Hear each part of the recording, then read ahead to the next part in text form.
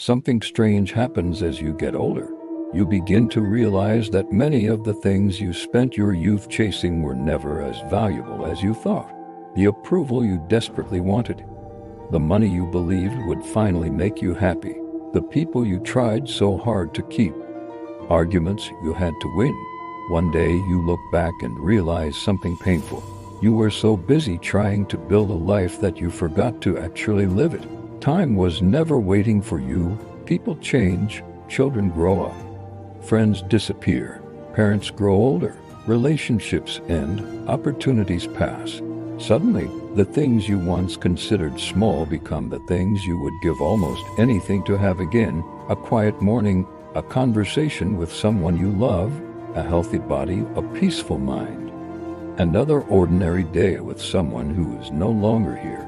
Perhaps this is one of life's cruelest lessons. We often recognize the value of something only after time has taught us what it was worth. And the older you get, the more you begin to understand these truths about life. The first is this: time is more valuable than money. When you're young, money feels like the ultimate form of wealth, but money can often be earned again. Time does not work this way. You can earn another dollar, you cannot earn another yesterday. Think of all the years spent waiting for the perfect moment, waiting until you had more certainty before finally doing the thing that mattered. And somewhere in that waiting, life simply continued without asking permission. The second truth is quieter and harder to accept. Not everyone is meant to stay. Aging teaches you that relationships have seasons. Some people walk beside you for decades, others appear for a few important years, and then, without warning or explanation, they are gone. At first, this can feel like abandonment, but eventually you begin to understand it differently. Losing someone is not always failure. Sometimes their role in your story simply reaches its natural end, the way a chapter ends, because the story needed to move forward. You do not have to understand every departure to make peace with it. Trust that not every ending is a punishment. Not every person who leaves was meant to stay for the whole journey. Accept the peace that comes with the changing tides of time. The third truth arrives slowly, almost without you noticing. You stop caring so much about other people's opinions. For years, so much energy goes into wondering what people will say. Will they approve? Will they judge? Will they think less of you for the choices you make? It is exhausting, carrying the imagined opinions of others.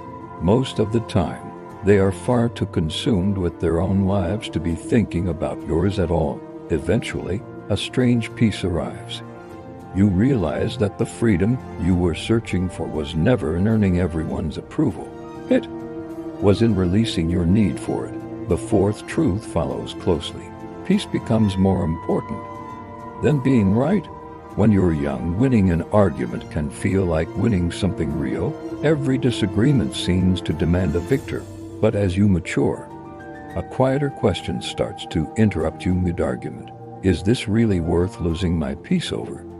Maturity is not the ability to win every conflict. It is the wisdom to recognize which battles actually matter. It is the discipline to walk away from the ones that don't. Sometimes the strongest thing you can do is stay silent, not because you have nothing to say, but because you have finally learned what silence protects. The fifth truth reshapes how you measure your entire life. Success is not always what you thought it was. Society spends years teaching you to measure success through money, status, titles, recognition. And for a while, you believe it. You chase the version of success that photographs well, that impresses people, that looks complete from the outside. But somewhere along the way, the questions change. Can I sleep peacefully at night? Do I have people I genuinely love? Can I wake up healthy in a body that still lets me move? Do I have someone I can call at any hour? Have I lived according to my own values, or according to a version of success someone else designed? These questions rarely have anything to do with money, and yet they are the only ones that seem to matter. The sixth truth is one that sneaks up on you through memory. Family and ordinary moments become precious. You spend years photographing the special occasions, such as birthdays, celebrations, and milestones, believing these are the moments worth preserving. But later, when you look back, it is often the ordinary days that ache the most to remember. A meal at home, a conversation that meant nothing at the time, a parent's voice on the phone, children laughing in another room while you did the dishes, an old friend called just to talk for no particular reason. We rarely recognize an ordinary day as precious while we are living it. We only recognize it once. It becomes something we can no longer have. The seventh truth is more painful because it requires letting go of control. You cannot save everyone. There comes a point in life when you must accept that you cannot force someone to change, no matter how much you love them. You cannot make someone appreciate you. You cannot make someone choose you back. You cannot rescue a person who is not ready to save themselves, no matter how much of yourself you offer them. This is one of the hardest lessons adulthood teaches. Sometimes love does not mean holding on tighter. Sometimes it means loosening your grip and allowing someone to walk their own path, even when that path leads away from you. The eighth truth often arrives as one of life's quiet emotional peaks. Regret rarely comes from what we did. It comes from what we didn't do. The words never spoken. The dreams never pursued because the timing never felt right. The apology was never given because pride felt more important than repair. The trip was never taken because there would always be more time until suddenly there wasn't. The relationship slowly neglected, not out of malice, but out of distraction.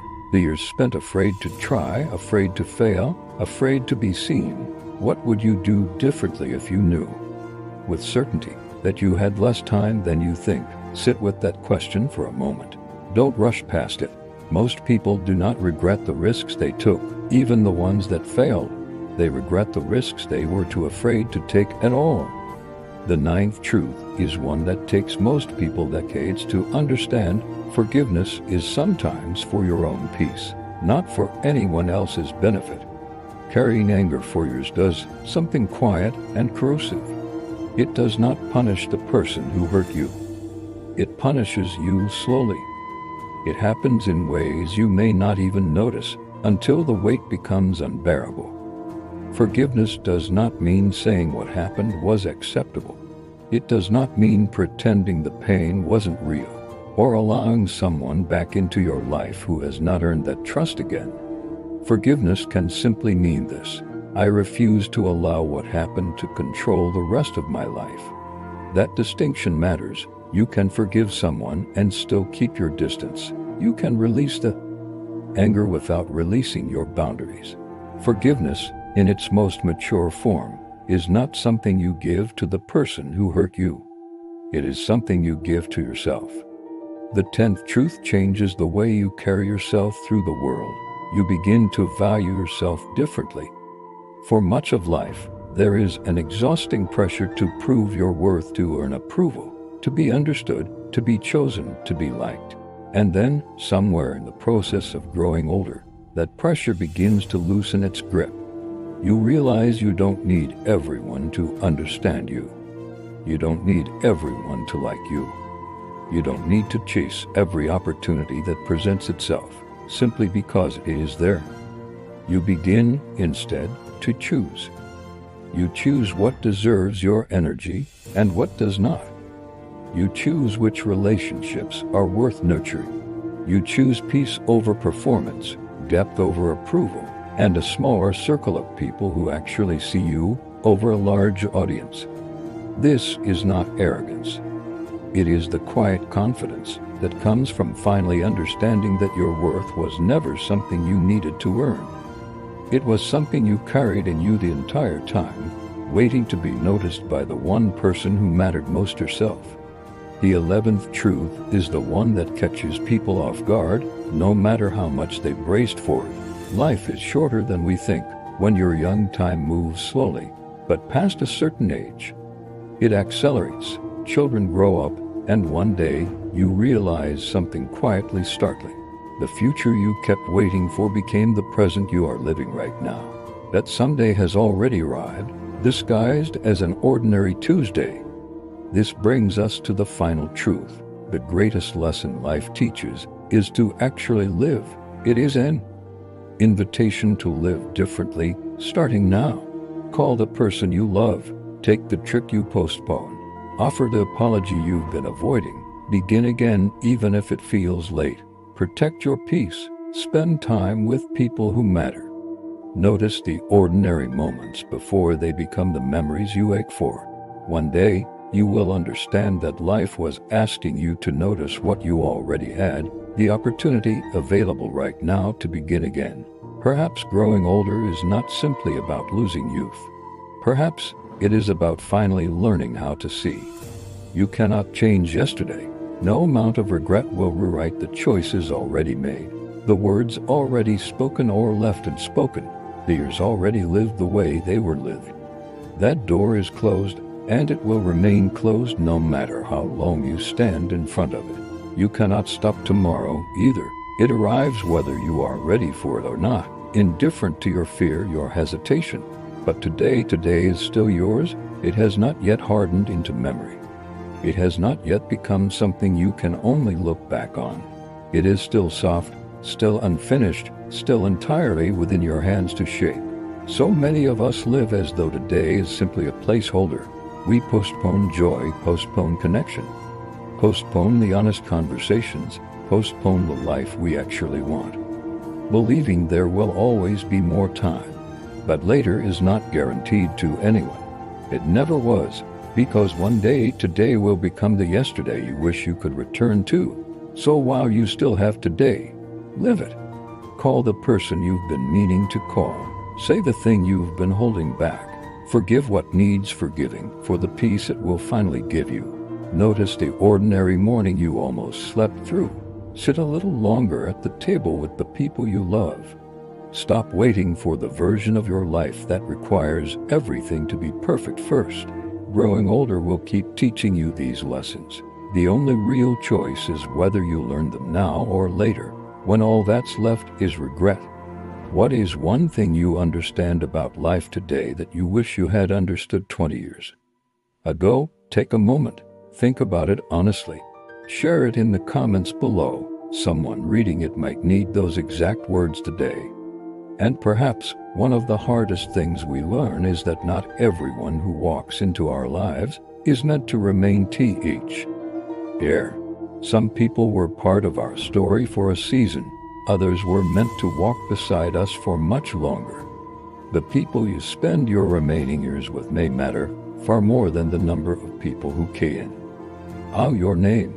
In our next video, we'll talk about exactly that. Until then, don't wait until someone is gone before you appreciate their presence.